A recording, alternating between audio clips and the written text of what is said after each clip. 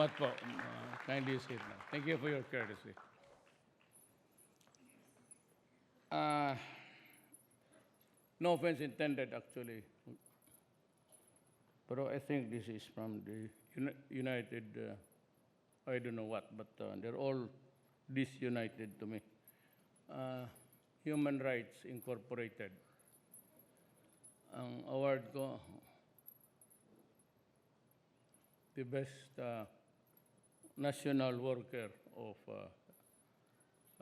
the government. I would read the prepared speech kasi nakakaya naman sa gumawa dito. Run of the mill, 2 pages. But just also to highlight and to honor the event, but I would like to also ask that you ask, I'll be allowed to maybe to ask open questions, not really answers, para masabi ko rin ang ano ang sa loob ko as your President. The Executive Secretary Salvador Mijaldía and the other members of the Cabinet, Chairman Virgilio Almario and the officers and commissioners of the National Commission for Culture and Arts, Chairperson Margie Moran, Florendo, and the other Board of Trustees of the Cultural Center of the Philippines, this year's recipients of the Presidential Medal of Merit, Philippine Heritage Awards, Gawad na Manlilikha ng Bayan, Order of National Artists Award, other distinguished guests, mga kababayan ko. It's really ironic that you are in a place where we ought to be talking in the national language, which is really Tagalog. Problem is, kami hong Mindanao, who grew up there, grew up with the mixed dialects. So we can talk Tagalog, no better, Bisaya, no better, and we can maybe rumble onto some Ilocano sentences, and I can talk well in Ilonggo because Davao City is a melting pot, and we grew up with different lingos there. So hindi masyado ako sanay sa Tagalog, which I would wanted to use as the medium, but problema ho ay sometimes cannot express the words right there and then. So I tend to use the Visayan word or the English, which seems to be convoluted. Probably we'll just stick with the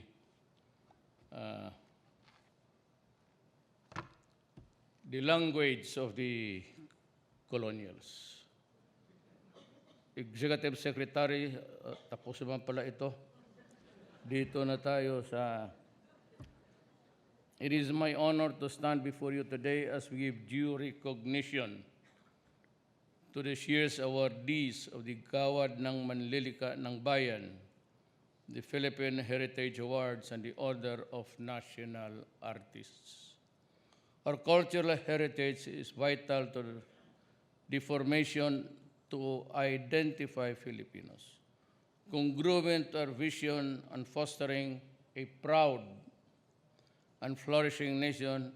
The government has taken steps to show our deep appreciation for the inherent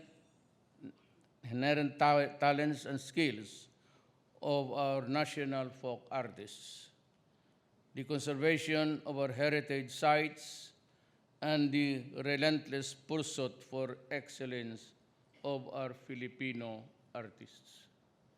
In today's fast-paced, highly technological and modern world, it is imperative that we do our part in preserving and promoting our homegrown talent.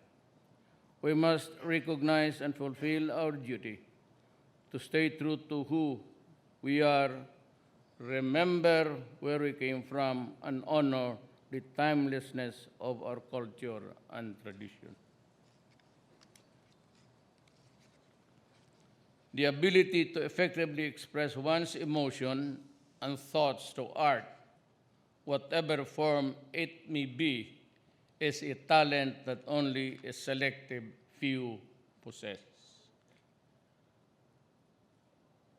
To this year's awardees, I laud you for the passion and dedication to your chosen craft. Your outstanding work does not only inspire self-determination, but likewise instills patriotism and brings prestige to our beloved country. I urge our awardees to never hesitate to pass down their knowledge and skills to the younger generation, because it is only by educating and training the youth that the legacy and work of our artists can live on. In ways more than one, art has been a witness to the stoned history of our nation.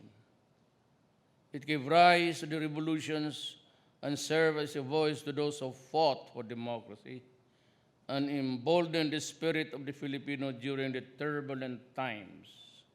Indeed, art has gone as a general service, and we recognize this by supporting our local and traditional artists and spearheading initiatives to safeguard, preserve, and protect our cultural sites.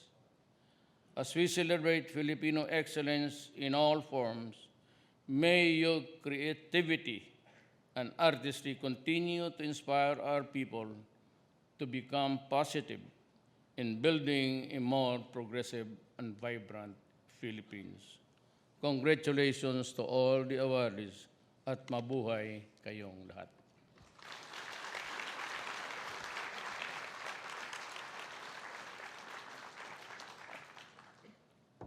Well, right at the start, actually, there was a talk about building a nation and how to progress and develop vis-a-vis with our value as a Filipino. And with that, also our heritage and all the things that have been handed down from generation to generation. Kali, we may differ in language, even in the menu, and even in the culture itself, in the individual subcultures of the country. But we have this one unifying document, and it is called the Constitution of the Republic of the Philippines. I said we have varied in so many things. We are varied, but our forefathers long ago decided to choose our flag and to write down the Constitution to serve as a unifying factor for this nation.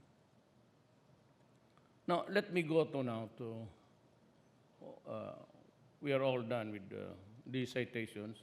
I think every talent has been spoken about. But let me talk into the bare minimals of governance and how I think our country can respond to the basic problems of what generation or what ails this generation from attaining a perfect thing as envisioned by our forefathers.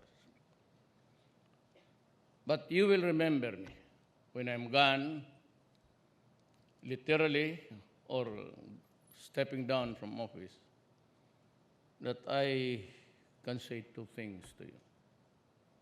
If we cannot have law and order in this country, and if we cannot stop corruption in the very government,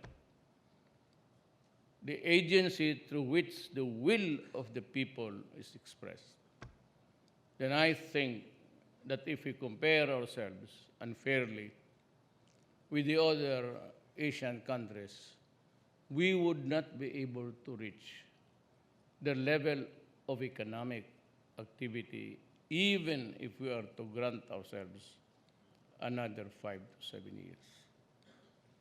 Now, at the start, I'd like you to also disabuse the mind about intolerance, about the laziness, about the character of the whole, the indolent Filipinos, they call. But it goes hand in hand also with what's available in front of them. Right after World War, this is the same speech that I gave downstairs, but I want to be consistent today. It talks about how we are trying very hard to really reach the unreachable star. First is that right after the war, having freed from being a colony, well, almost of Southeast Asia were occupied by the British, Dutch, and the Americans. We started to rebuild our nations.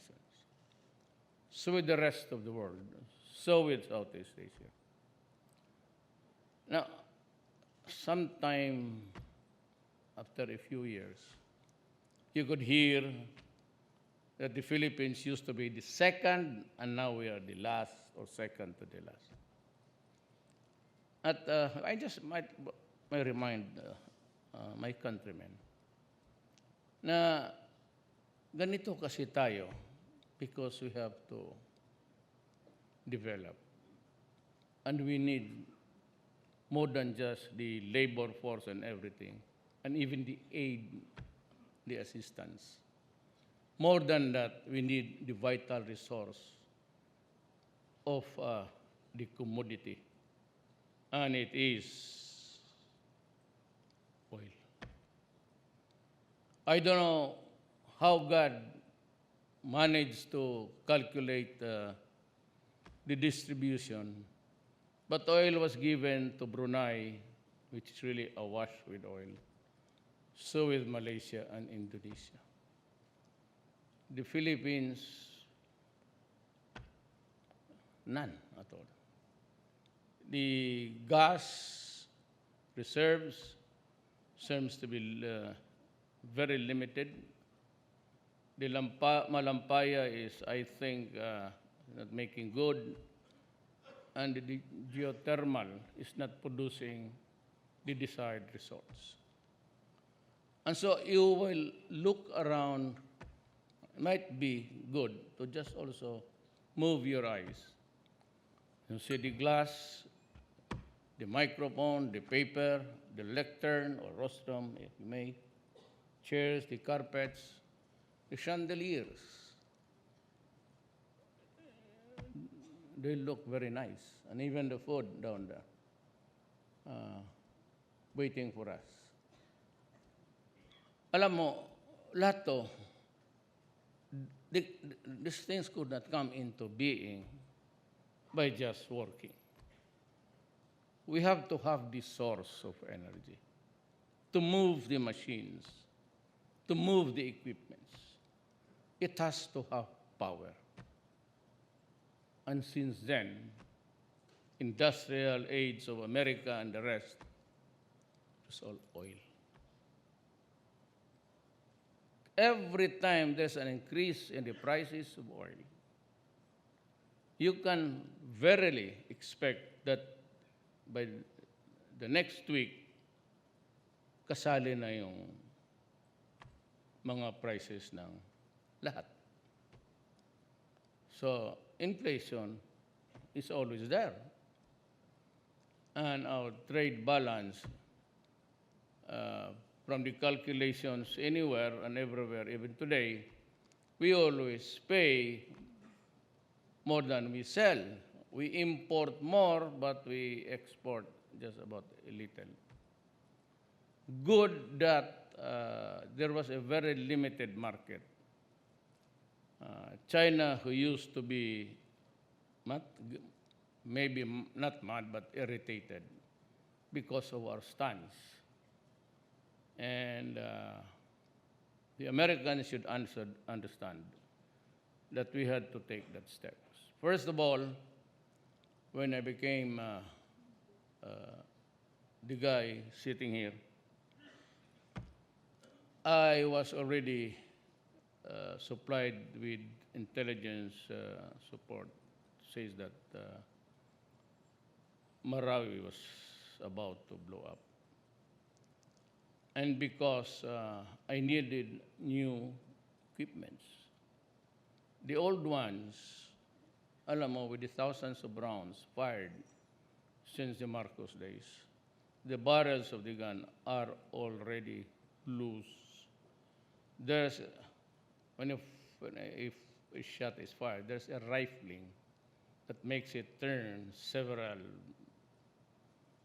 rounds, cycle every, and that is what makes it accurate because it has its own momentum. Our guns were almost outdated, and there was this order of 63 rounds. At that moment, when we needed it most, America suspended the sale. And Canada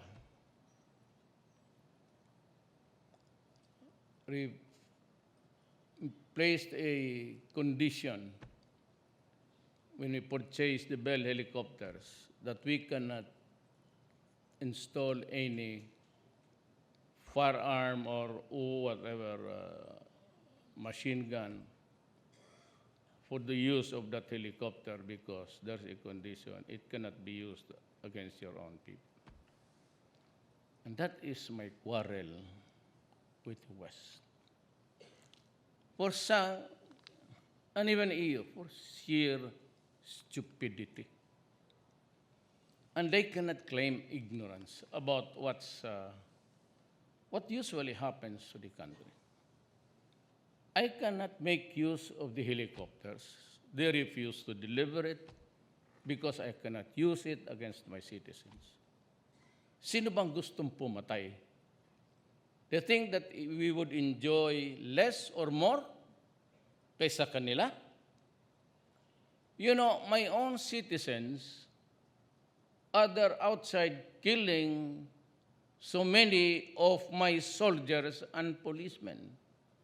And they are out to overthrow our government. Yan ang ginagawa ni Sison, pati ang mga komunista. Alam ko karamihan dyan mahihirap. Yun lang rin ang naluloko ng mga itong mga to. I used to listen to Sison. I had my days of idealism. He's my friend. He remained to be a revolutionary. I came to the age of enlightenment. All these things someone said, and I will copy it. Nation building is not revolution at all. It is evolutionary. Ang problema nitong mga gagong to, gusto tayo sirain, at ito namang West, ang Amerika, pati itong European Union, para bang nagmukhang gago na hindi sila nagdaan ng gera. When the Archduke, was it Ferdinand something, was assassinated, they went to war in Europe between 1912 and 1917. They killed 7 million Europeans. And they want to make a distinction from what they did and what happened to them to our situation. Takong hindi mo gago. Nauna lang kayo. Yan ang problema ninyo. So we do not have the buffer oil. We do not have that reserve that we can just increase little by little and use ours, but export more, or totally use ours. We do not have that luxury. And that is why inflation is very high. And you can crucify me if you want. Behead me if you want in public. I cannot do anything about the oil.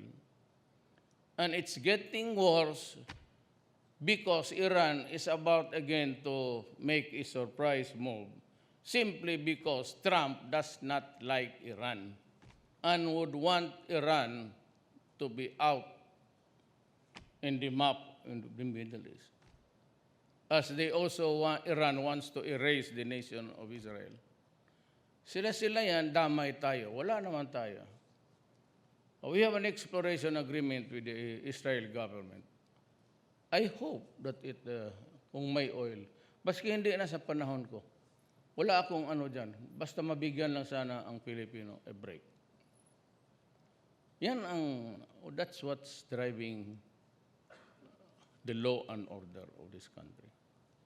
Kung may trabaho lang lahat, sana, at itong mga left magdahan-dahan, because they're acting like spoiled brat. You know, itong kadamay in Bulacan, I'm warning you now. Inagaw nila yung mga tenements sa Sundalo. Pero mayroon yan sila. But we cannot afford to give you all at the same time. For soldiers and for everybody in this country. Then they go and seize up the whole building. Tapos sila nagbibilihan, nagra-racket. The human frailty. Lalabas din. Kaya mahirap ka o mayaman nga. Sila ngayon ang nagsisindikato.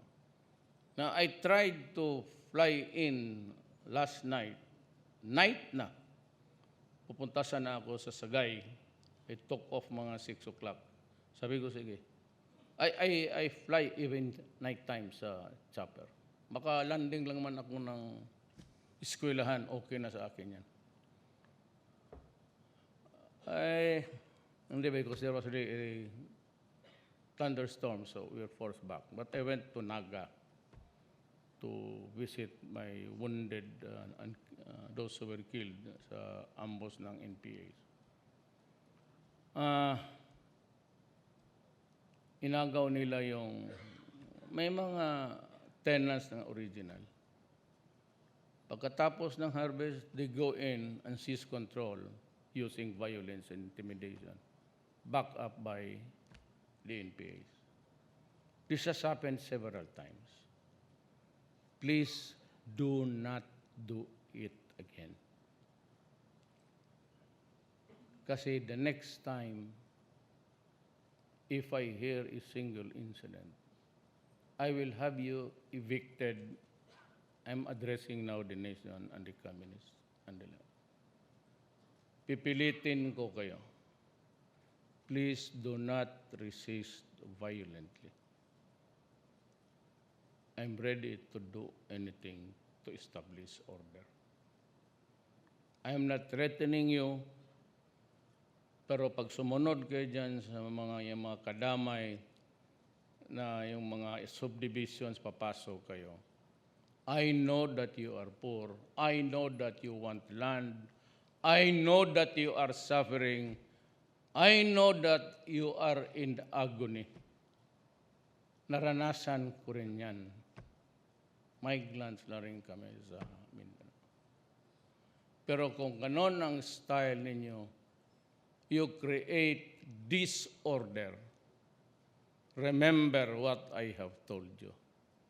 Ipaposta ko itong pagka-president ko, my honor and life and even my presidency. Do not force me to choose whatever there is. Di ako papayag because you are eating your own children. That's the saying. Revolutions eat their own children. Huwag na ninyong gawain yan.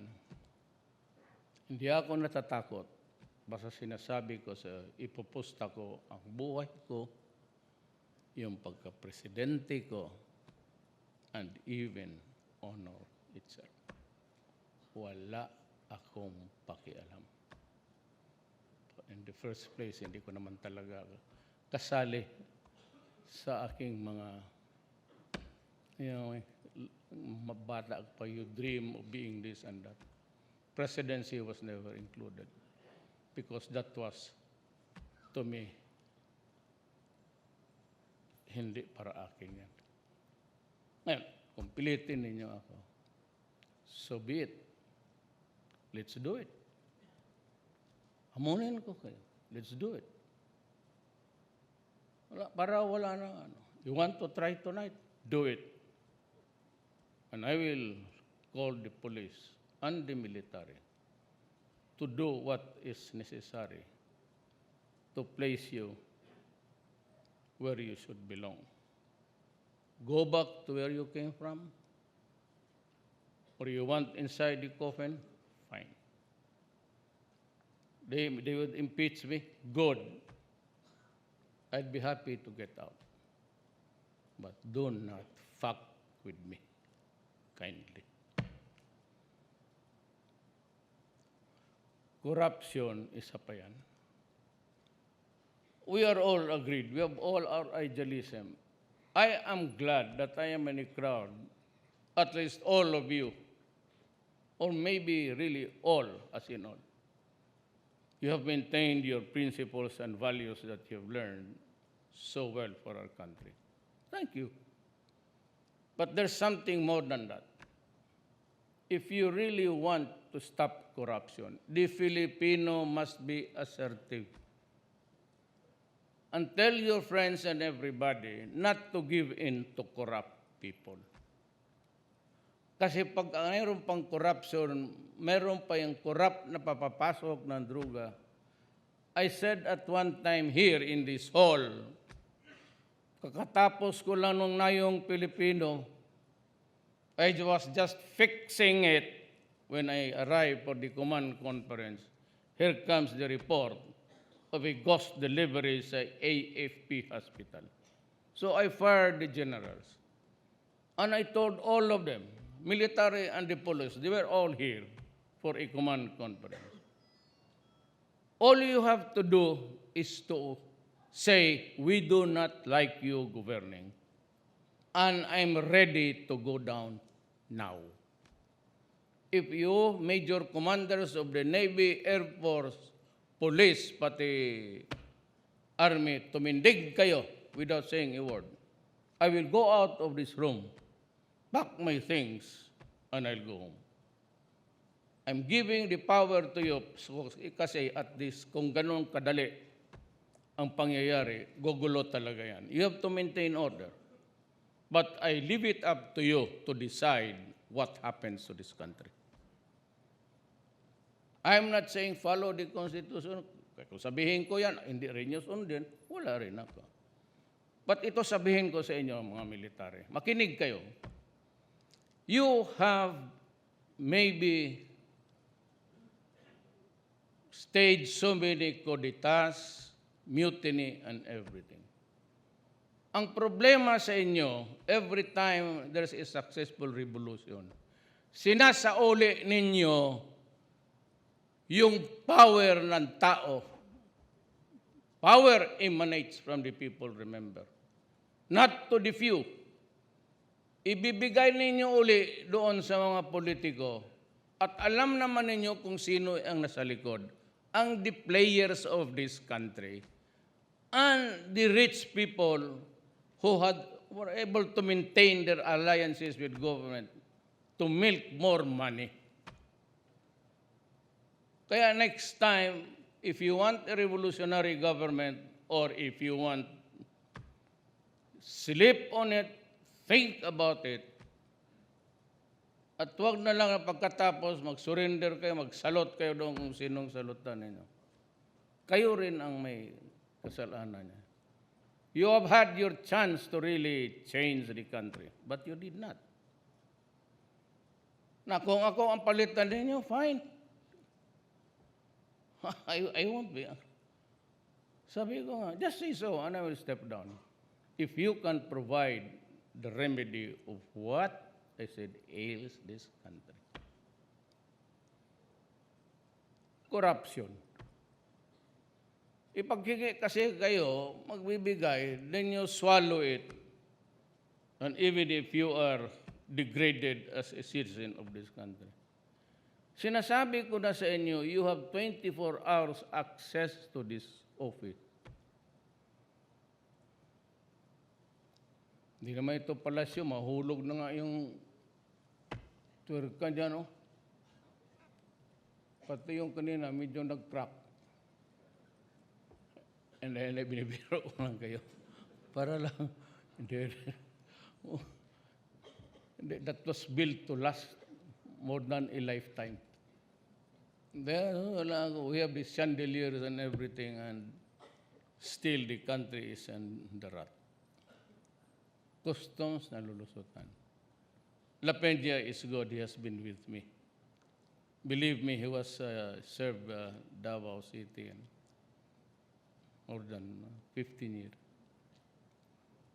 Pati yan si Aaron. Kaya nalulusutan sila. And instead of killing the idiots, sila yung nagtuturuan. Why don't you just stop blaming and go for the...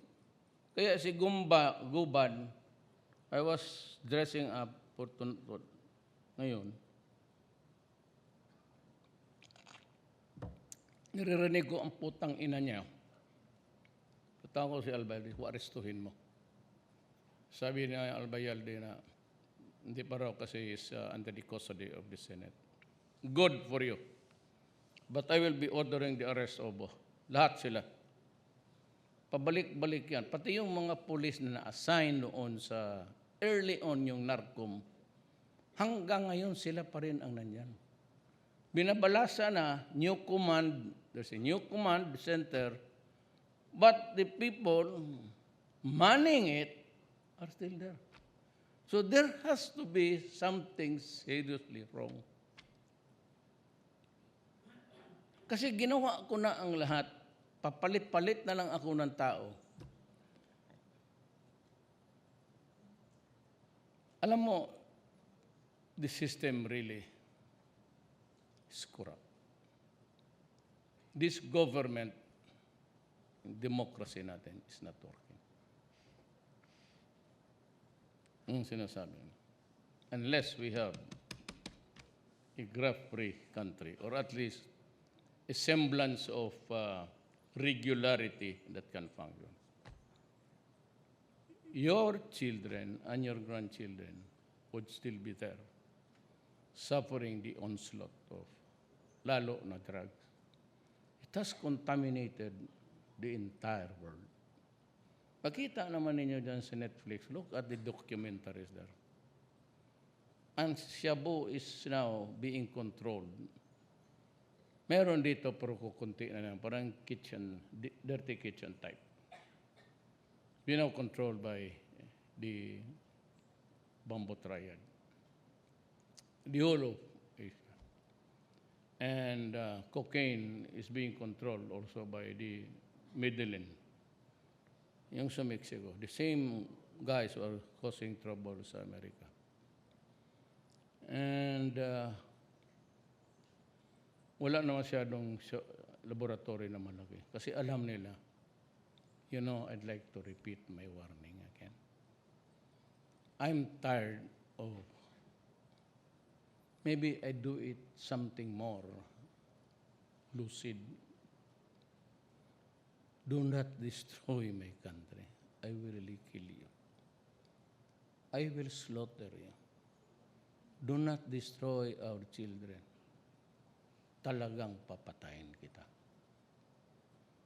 Wala tayong patawaran. Human rights, you can go to hell. ICC, you're a shit. Why would I submit to you? You cannot have jurisdiction over me, not in a million years. Putang ina ka. Itong mga puti, may EU sila. Who are the judges? Who Who are the prosecutors? May mag-prosecute sa akin yung maitim na babae na magpunta dito kasi imbestigahin ko siya. Putang ina mo, sampalin kita kung marap ka sa akin. Binabastos mo kami. I see International Court of Justice. You organize it. You put it into action. We do not even know who's the goddamn son of a bitch are sitting there. Kagaya ng human rights, itong ICC nila. Ang chairman, sino? Yung kapatid ng King of Jordan. To tell me, you are not democratically elected. You belong to an autocratic regime, then you try to assume jurisdiction over me. Gusto kong insultuhin noon, they said that Duterte needs to see a psychiatrist. Gusto kong banatan ang ulol. Kaya lang, sabi ni John Esperon, sabi niya, wag muna ngayon kasi bibigay ang Jordan ng 2 helicopter. So, sabi ko, di sige, tipigil lang ako. Putang inang yan. Warning ako. Pati si Obama. Bakit niya ako warningan? Ano ako? Postal employee ng federal. Ikang itim, son of a bitch. Sabi ko kaya, you are a son of a bitch. Go to hell. Who are you? Buta na kung you reprimand me in a press conference. Sabi ko, Obama, nanubra ka na. I am a president. You have a right, go to the United Nations. Why are you crucifying me in front of the media? Go. This is not the state of California. We may be poor, we may be corrupt, lahat na. But we are a nation and we are trying to resolve our own problems. Huwag kayong makialam. Itong European, who occupied Southeast Asia? Who occupied America? Di ba kayo? Spain for 400 years. Americans stayed there for 50 years. You live off the fat of the land, and now you are trying to criticize. Kago pala kayo. 400 years, we were, and 50 years. Anong tinuro ninyo? Corruption. Tapos kung magsalita kayo, sorry for the outburst. Ayan, totoo eh. You think I'm happy? You stayed in my country for 400 years? Imposed religion? You know, when you try to convert a race, you know what happens. You know the periods of our history. Read the popes. That's the popes, plural. I don't know if you can still buy it. Read the history of Vatican. Tapos kayo kung magsalita ng, bakit ako hindi? Never mind about the Santiago figure. Sabi nila that's, okay, I'll stick with the figure of Bato. Bakit walang patayan panahon ni Aquino? Bakit kay Gloria minimal? Kasi ang mga tao, nandyan lahat sa Cebu, pati mga putang inang general sa polis. It was not only when I demanded open the records, nalaman ko. Hanggang ngayon, ang police pati ang natsana. You view Netflix. Lahat ng tinamaan ng country, police corruption nandyan. Mamili ka, dope, cocaine, Marco, yung history ng Middle East. It's all corruption in government pati ang droga. Dito talagang malulumos tayo. Hindi ko gano'n. Wingin ko sa'yo, pati yung apo ninyo, magkakaproblema kayo. I'm just trying to say that during my time, even if I said it means what? Honor? Going to prison? Dying? Okay lang sa akin yan. Kakasahan ko yan. Because I choose to be, ewan ko kung bakit ako sinan to. Kapagod kaya, hindi na alam, gusto ko nga dramatic eh. Simple, magdaan ako dyan sa gitna. Bye-bye. Bahala kayo buhay ninyo.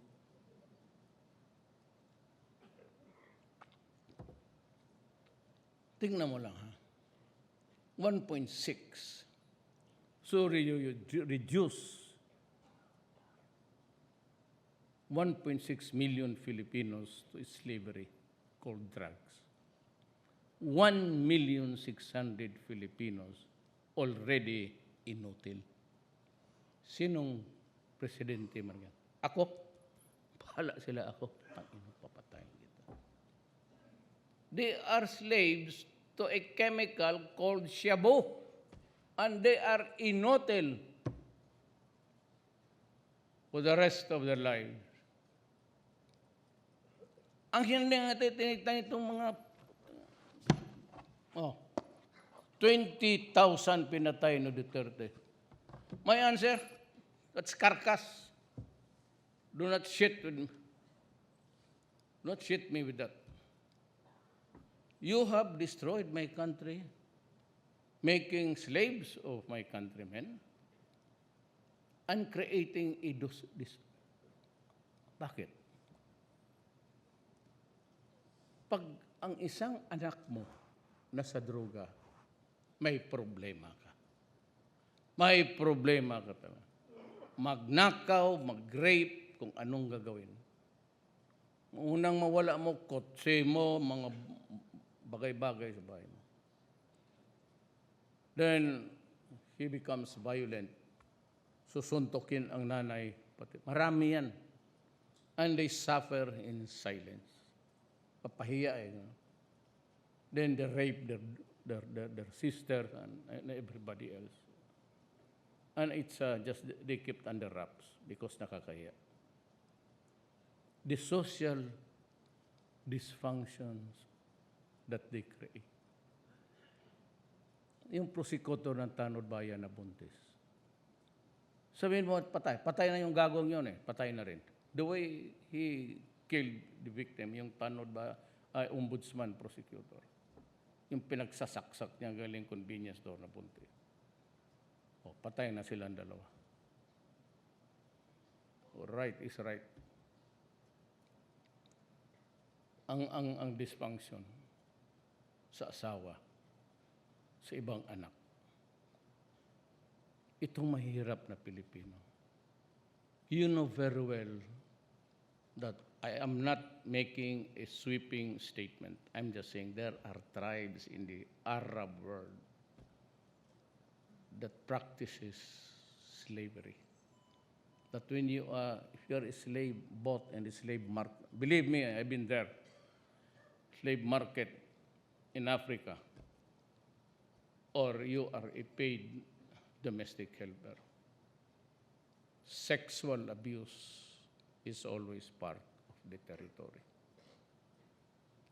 And these parents, paglabas ng tatay, what becomes the family? It's dysfunctional. Walang tatay. So we're trying to improve the economy. Nilulus-lus mo naman. The wife and the husband go to work outside. Iwan lang yung mga anak nila dyan sa mga kapatid, sa lolo-lola. Minsan sa kapitbahay. Very sad story. And they endure rape, abuse. Bakit 3 oras lang ang tulog? Maglinis siya sa amo niya. Gagamitin pa siya. Tapos yung son-in-law niya, yung sister-in-law niya, linisin niya lahat yan sa isang compound. Tapos pagkatapos yung pagkain, garbage yun. Kasi hindi man yung pagkain natin. Hindi ako na.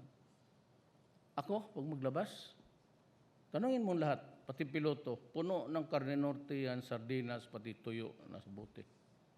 Hindi ako kumakain doon sa labas. Karne norte lang yan, pati sardinas. Baski anong kaganda ng presentation, tingnan mo lang.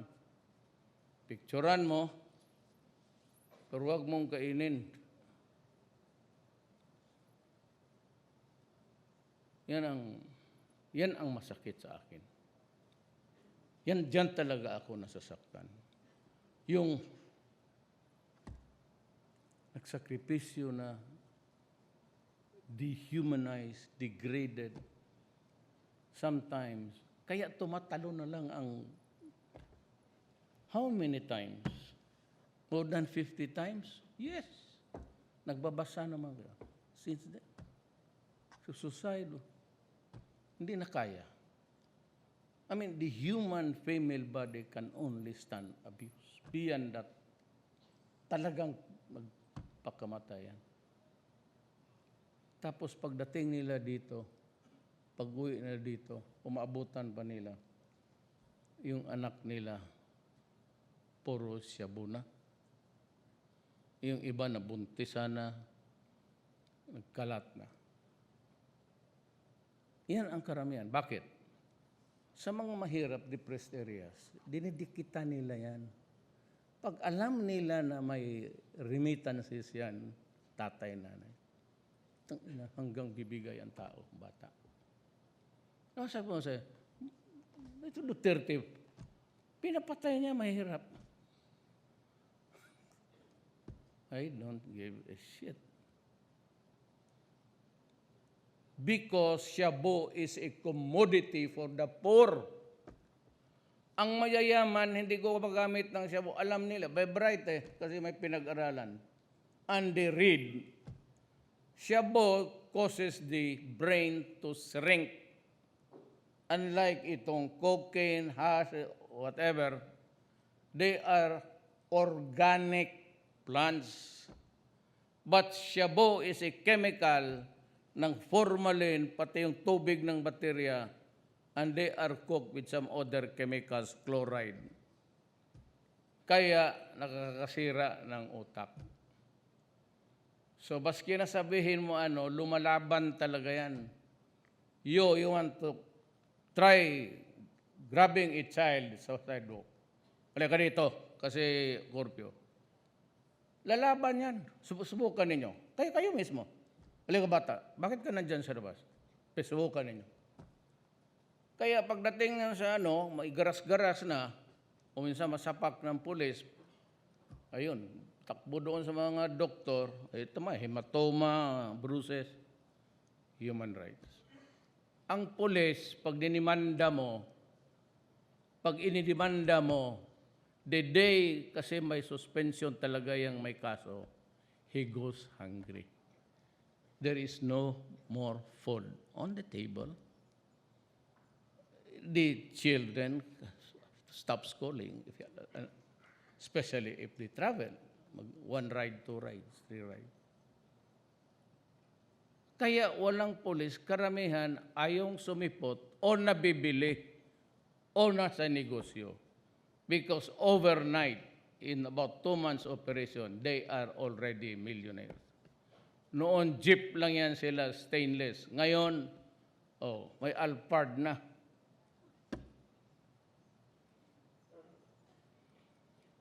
Ang presidente dito, ang ginagamit ko, Nissan. Gamit pa ni Gloria. Wala akong binili na sakyan para sa akin. I have to tell you, I'm not nasan. Ay kayong mga negosyante.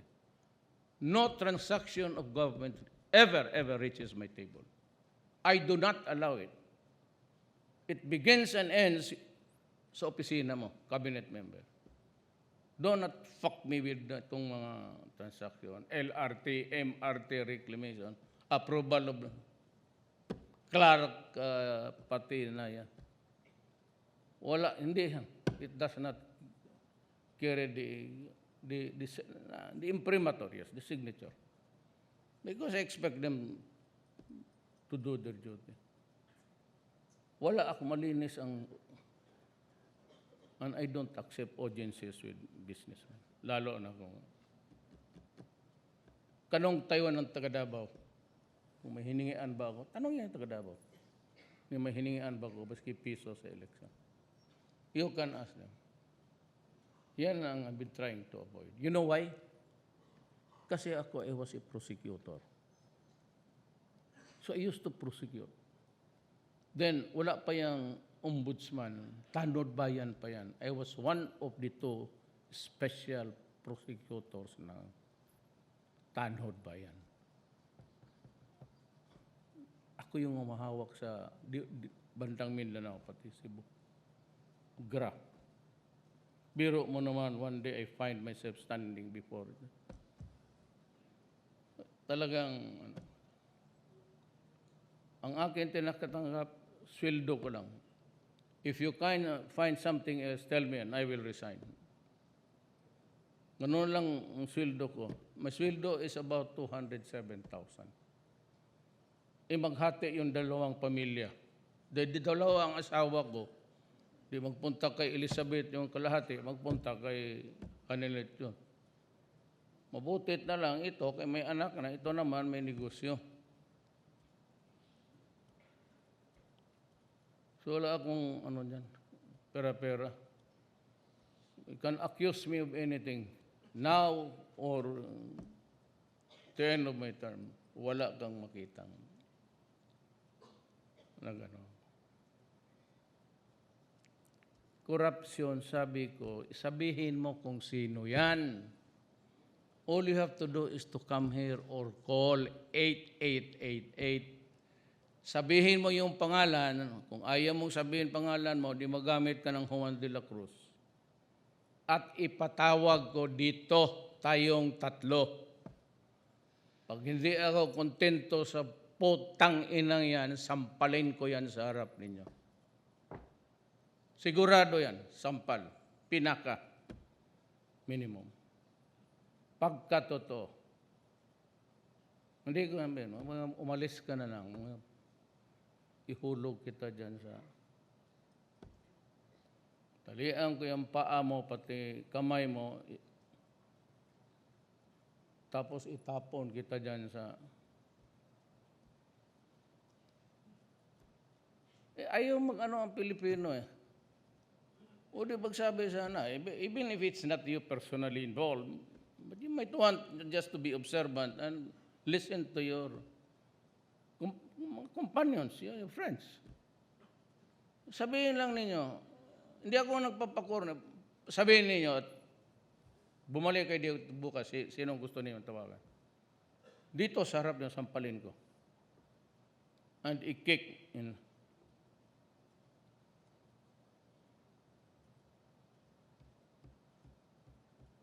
Yan sila. Yan lahat yung tagamang. Ngayon lang sila nakakita ng presidente talaga ng bubugbog.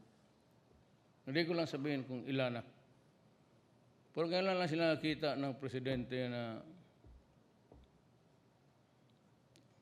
tagatondo rin style. Hindi mo ganunin. At sabihin ko sa kanya, kung BIR, hoy, makinig ka. Putang ina mo, pag may nangyari sa nag-report sa akin, tutudasin kita. He who is the cause of the cause is the cause of the more. So kung masaktan kita, masampal kita, mapatay kita, ginusto mo yan. He who is the cause of the cause is the cause of them all.